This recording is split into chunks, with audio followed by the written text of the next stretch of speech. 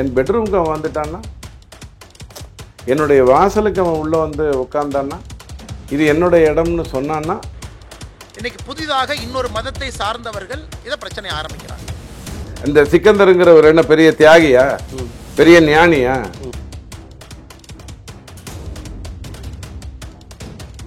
இது நாட்டை பிரிக்க பார்க்குதுன்னு கதை விடுறதுக்கு நான் என்ன அறிவாலயத்தில் உட்காந்துருக்கேன்? அது ஒரு தர்காவாகவோ ஒரு கோவிலாகவோ ஒரு பள்ளிவாசலாகவோ இருந்ததுன்னா என் மதத்தை நான் எவ்வளோ தாங்குறேனோ அந்த அளவுக்கு அந்த மதத்தை நான் தாங்குவேன். ஆனால் வக்துங்கிறது வெறும் நிலம் சார்ந்த விஷயம், மதம் சார்ந்த விஷயம் அல்ல.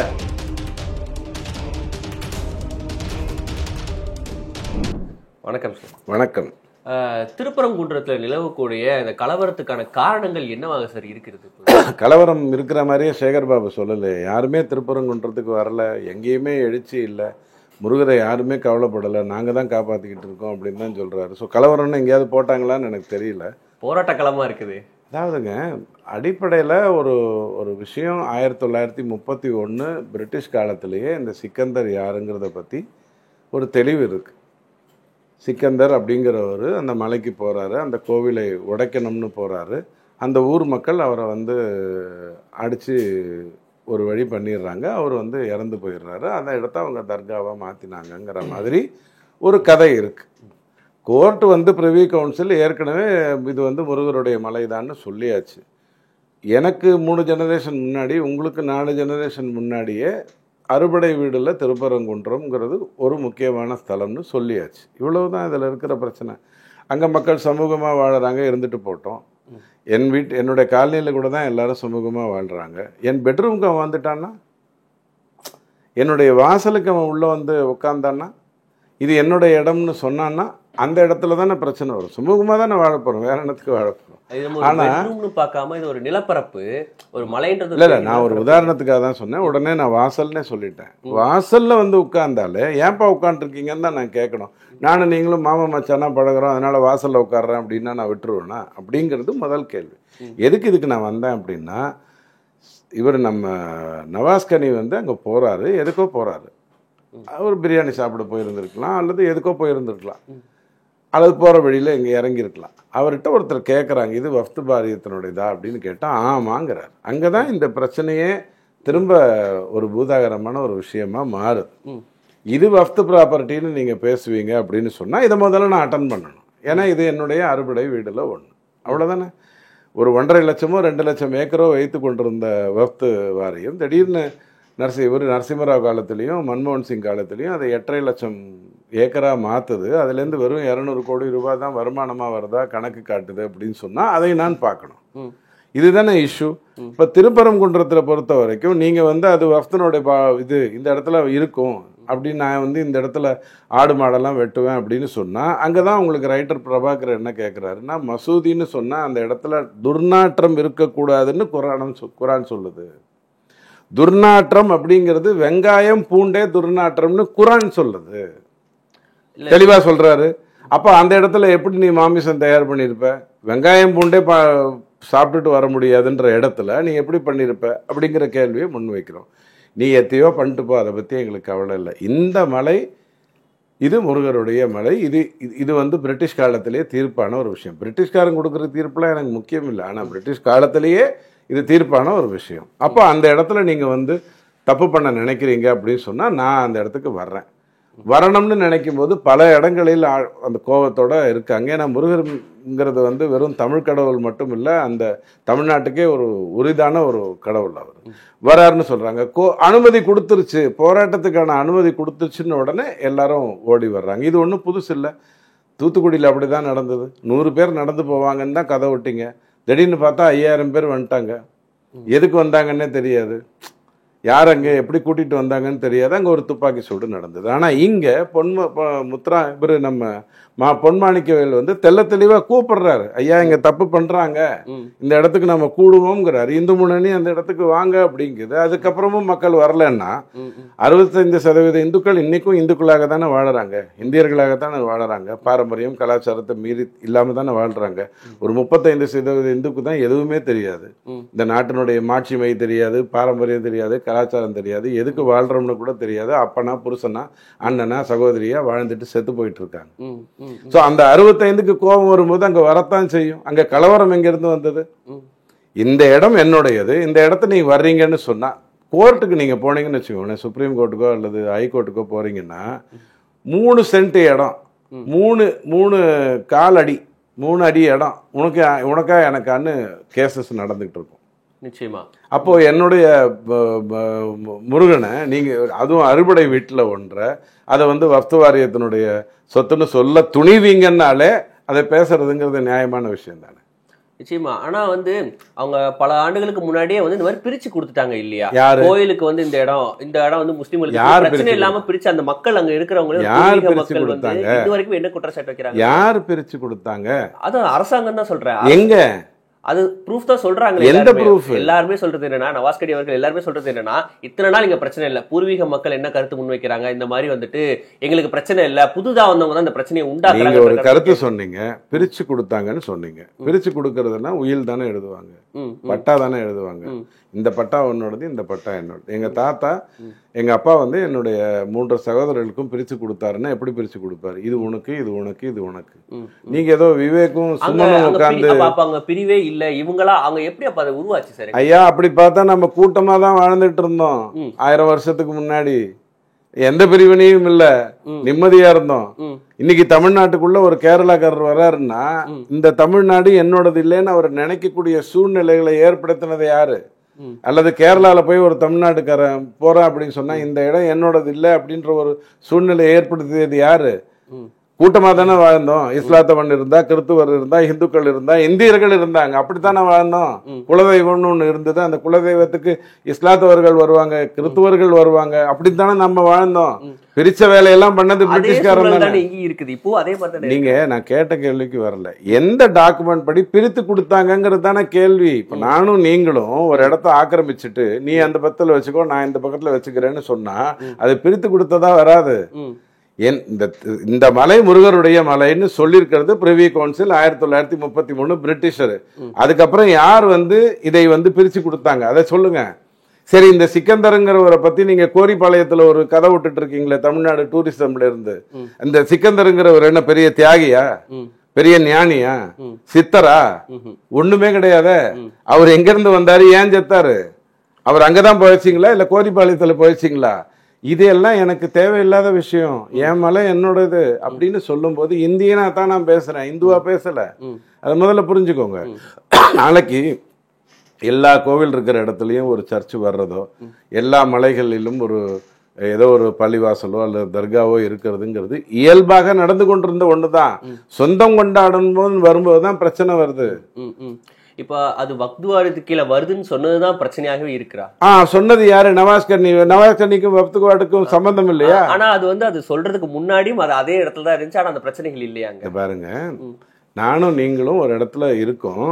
திடீர்னு நான் வந்து உங்க இடம் என்னோடதுன்னு நான் சொல்றேன், வாய் வார்த்தையா சொல்றேன். உடனே நீங்க சாதாரணமான நான் மனிதனா இருந்தா புறந்தள்ளிட்டு போயிருவீங்க. நவாஸ்கனி சாதாரண மனிதர் இல்ல, ஒரு MP பிளஸ் வக்ஃப் வாரியத்துல முக்கிய பதவியில இருக்கிறவரு. அதை புரிஞ்சுக்கோங்க. அவர் ஒன்னும் ஒரு சாதாரண 39 MP நீங்க அமுச்சு வச்சிங்களே, பேர் கூட தெரியாம, யாருன்னு தெரியாம, தமிழ் வாழ்க தமிழ் வாழ்கன்னு பேசுறவங்களாம் அமுச்சு வச்சிருக்கீங்களா? அந்த மாதிரி ஒரு MP இல்ல அவரு. அவருக்குன்னு ஒரு ஸ்டாண்ட் இருக்கு, அவருக்குன்னு ஒரு பொசிஷன் இருக்கு. அவர் சொன்னாருன்ன உடனே அந்த பத்திரிகையை சார்ந்தவர்கள் எல்லாம் அந்த கேள்வி கேட்ட உடனே தாக்குறாங்க. அடிக்கல, என்ன சொல்லி தாக்குறாங்கன்னா, எதுக்கு இந்த கேள்வியை கேட்டா, நீ ஏன் இந்த கேள்வியை கேட்கிற, அவர்கிட்ட ஏன் இந்த கேள்வி கேட்கிறேன்னு கேள்வி கேட்டவுடனே மிரட்டுறாங்க. கேள்வி கேட்டவர்கள் அதுதானே நடந்தது. சோ இது எல்லாத்தையும் மறுதளிச்சுட்டு ஒண்ணுமே இல்லைங்க, பிஜேபி வந்து நாட்டை பிரிக்க பாக்குதுன்னு கதை விடுறதுக்கு நான் என்ன அறிவாலயத்துல உட்காந்துருக்கேன்? எனக்கு தெரியும் இல்ல, இந்த நாட்டுல எந்த ஒரு பிரிவினையும் இல்லாம தான் இருந்தது. முகலாயம் வந்தா சில வேலைகளை செஞ்சுட்டு போனான், பிரிட்டிஷ்காரன் வந்தா சில வேலைகளை செஞ்சுட்டு போனான். நம்ம கிட்ட நிறைய அல்ல கைகள்லாம் கைத்தடியோட சுத்திக்கிட்டு இருந்தது. அந்த அல்ல கைகள்லாம் பிரிட்டிஷ்க்கு என்ன பண்ணணுமோ அதை பண்ணிட்டு இருந்தது. அவனை அனுப்பி வச்சுட்டோம். இது பாரத நாடு.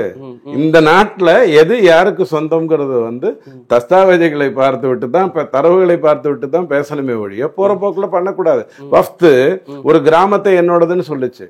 இந்த வஃப்து சட்டம் வந்த உடனே அப்படிலாம் ஒண்ணு இல்லைங்க, அங்க கொஞ்சம் இடம் தான் என்னோடதுன்னு சொல்லிச்சா இல்லையா? அப்ப அது வரைக்கும் அந்த இடத்துல கேஸ் போட்டுட்டு இருந்தவங்க, போராட்டம் நடத்தினவங்க, எங்களால ரிஜிஸ்டர் பண்ண முடியலங்கிறது சொன்னாங்களா இல்லையா? அப்ப இவ்வளவு நாள் அந்த இடத்துல எந்த ரெஜிஸ்ட்ரேஷனும் நடக்காம இருந்தது. ஆனால் இந்த வஃப்து இது விவாதம் வந்து பாராளுமன்றத்துக்கு வந்த உடனே டப்புன்னு வந்து அந்த கிராமத்துல சம்பந்தம் இல்லைங்க, ஒரு 4 இடம் தான். அப்ப இந்த அராஜகத்தை செஞ்சிட்டு இருந்தது யாரு?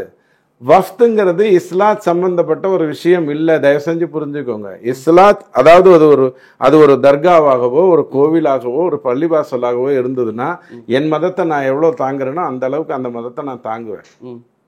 ஆனா வஃப்துங்கிறது வெறும் நிலம் சார்ந்த விஷயம், மதம் சார்ந்த விஷயம் அல்ல. அவர்களுக்கு எந்த ரைட்ஸும் கிடையாது. அவர்கள் இஸ்லாம் சகோதரர்களோட இடத்தை தான் பாக்குறேன்னு சொல்லிட்டு எல்லா பழம்பெரும் கோயில்கள் எல்லாம் எங்களுடைய நிலம் தான் அவங்க பேசலாம். இது வந்து மத ரீதியா பாக்குற விஷயமே கிடையாது. வக்ஃப் போர்டுங்கிறதுக்கும் மதத்துக்கும் சத்தியமா சம்பந்தம் கிடையாது. வக்ஃப் போர்டுக்கு மதத்துக்கும் சம்பந்தம் கிடையாது. அவங்க ஏற்படுத்திக்கிட்டாங்க. அப்படித்தான் நீங்க அதை புரிஞ்சுக்கணும். இப்போ ஒரு தலைவன் இறந்த உடனே நான் தான் செகண்ட்னு சொல்றதுக்கு ஒரு 100 பேர் வருவான். நிச்சயமா அவன் தான் செகண்டான்ங்கிறது அந்த தலைவன் சொல்லியிருக்கணும், இல்லைன்னா மக்கள் ஏத்துக்கணும். இது ரெண்டுத்தை தவிர வேற வாய்ப்பு இல்லை. அது சசிகலாவாக இருந்தாலும் மக்கள் ஏற்றுக்கொள்ள மாட்டாங்க, தினகரனா இருந்தாலும் மக்கள் ஏற்றுக்கொள்ள மாட்டாங்க, ஓபிஎஸ் இருந்தாலும் ஏற்றுக்கொள்ள மாட்டார்கள். அப்படிங்கிறது தான் நிதர்சனம். நான் 3 வாட்டி முதல்வர், இல்ல செல்லாது. நான் தான் வந்து அந்த அவங்கள இதுக்கெல்லாம் கூப்பிட்டு போனேன், கொடைக்கானல் எல்லா இடத்துக்கும் எங்களோட தான் வந்தாரு, இது பாருங்க போட்டோ, செல்லாது.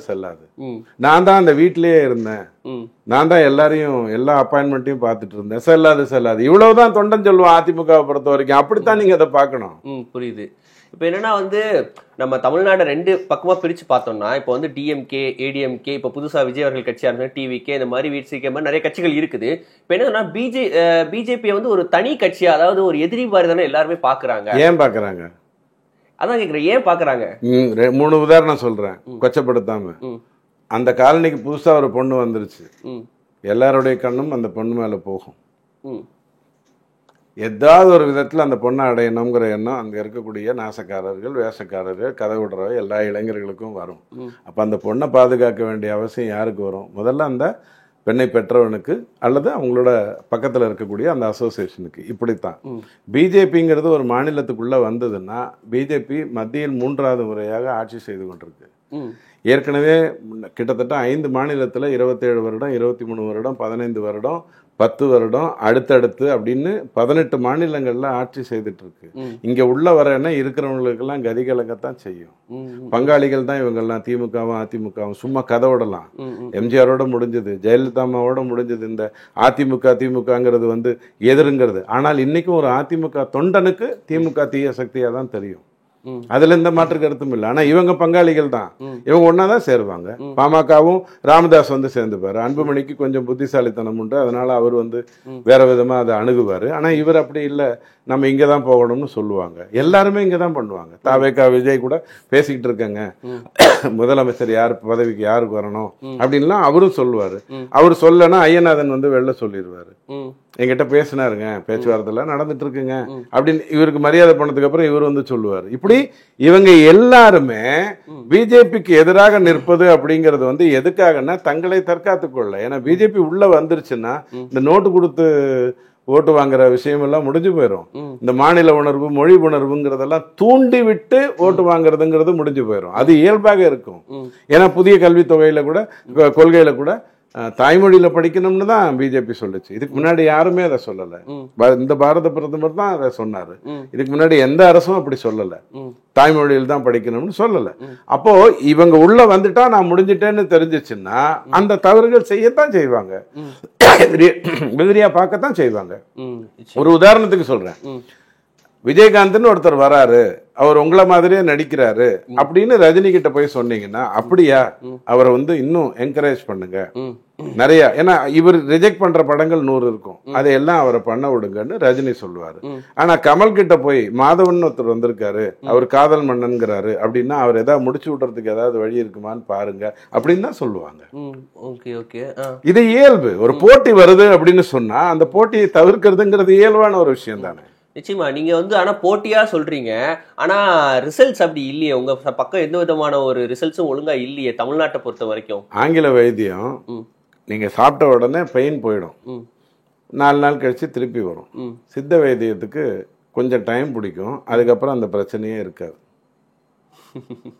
இல்லை நீங்க இந்த கருத்துப்பூர்வமா சொல்றீங்க, இருந்தாலும் நமக்கு வந்து டேட்டா அப்படின்னு ஒன்று எடுத்து பார்க்குறப்ப வந்து டேட்டா நீங்க எடுத்து பார்க்கறதா இருந்ததுன்னா, நான் உங்ககிட்ட ஒரு சின்ன உதாரணம் சொல்றேன். 2024 பாராளுமன்ற தேர்தல் தொகுதி வாரியா எடுத்து பாருங்க. 76 தொகுதியில் அவங்க தான் 2வது வந்திருக்காங்க. அதாவது 13 தொகுதி பாராளுமன்ற தொகுதி இன்ட்டு 6, 76 தொகுதியில் அவங்க தான் 2வது வந்திருக்காங்க. யாரை புறந்தள்ளிட்டு வந்திருக்காங்க? அதிமுகவை புறந்தள்ளிட்டு வந்திருக்காங்க. உடனே இவங்கெல்லாம் என்ன சொல்லுவாங்க? பாமகவால தான் பிஜேபிக்கு ஓட்டு வந்தது. அப்ப அதுக்கு முந்தின தேர்தலில் பாமக எந்த கூட்டணியில் இருந்ததுன்னு பாருங்க. 2016க்கு முன்னாடி எங்க இருந்ததுன்னு பாருங்க, அதனால ஓட்டு வந்ததுதான் பாருங்க. 2009ல் திமுக கூட்டணியில் இருந்தா பாமக இருந்தது, ஒரு தொகுதி கூட வெற்றி பெற முடியல. அப்ப அந்த வாக்கெல்லாம் எங்க போச்சு? காதல பறந்து போயிடுச்சா? சோ இவங்க இப்படித்தான் கதை பேசுவாங்க. நீங்க பார்க்க வேண்டியது என்னன்னா, இந்த 76 தொகுதியில கடந்த 18 தேர்தல்களாக அதிமுகவுக்குன்னு ஒரு ஒரு ஒரு இது இருந்தது, ஒரு ரேஞ்சஸ் இருந்தது. அந்த அதிமுகக்குன்னு ரேஞ்சஸ் இருந்த இடத்துல இவங்க உள்ள வர்றாங்க, 2 தேர்தலில் கூட்டணியோட நிக்கிறாங்க. 3வதுக்கு எடப்பாடி ஐயா ஏதோ ஒரு காரணம் சொல்லிட்டு விலகி போறாரு. ஆனா ரிசல்ட் வந்து 2வது இடத்துக்கு வர்றாங்க. இது எப்படி நடந்தது? 5 தொகுதியில 30% கம்மியா இருக்கு. நீங்க சதவீதம் பேசலாமா? 5 தொகுதியில வந்து 30%க்கு மேல வாக்கு, 5 தொகுதியில 25க்கு மேல வாக்கு, 5 தொகுதியில 20க்கு மேல வாக்கு. 4 அணி நிக்குது, சீமானை விட்டுருங்க, முக்கோணமா நிக்குது. முக்கோணமா நிக்கும் போது இவங்களது வந்து இந்த 15 தொகுதிகளை பொறுத்த வரைக்கும் 30, 25, 20. அவங்க நின்றது 23. நீங்க எங்க தெரியுமா இந்த புள்ளி விவரம் தப்பு பண்ணோம்? சீமான் ஐயா வந்து 234 தொகுதியில் நிற்பாரு, 30 லட்சம் வாக்கு வாங்குவார். 30 லட்சம் டிவைடட் பை 23 எல்லாம் போட்டுட்டு 8%ங்க அப்படின்றவாங்க. ஆனா பிஜேபி 20 தொகுதியில தான் நிற்கும், அதிமுக அவ்வளவுதான் கொடுத்துச்சு போனதில்ல. 20 தொகுதியில அவங்க ஒரு வாக்கு வாங்குவாங்க, அதை 234 தொகுதிக்கு டிவைட் பண்ணிட்டு நீ 3%. இதை விட முட்டாள்தனம் உலகத்துல கிடையாது. தொகுதி வாரியா பிரிச்சு நீங்க வாக்குகளை பேசணும், தொகுதி இத்தனை வாக்குகள் அப்படின்னு பேசணும். இந்த புள்ளி விபர கதையில அந்த ஒரு தவறு நடக்கும்.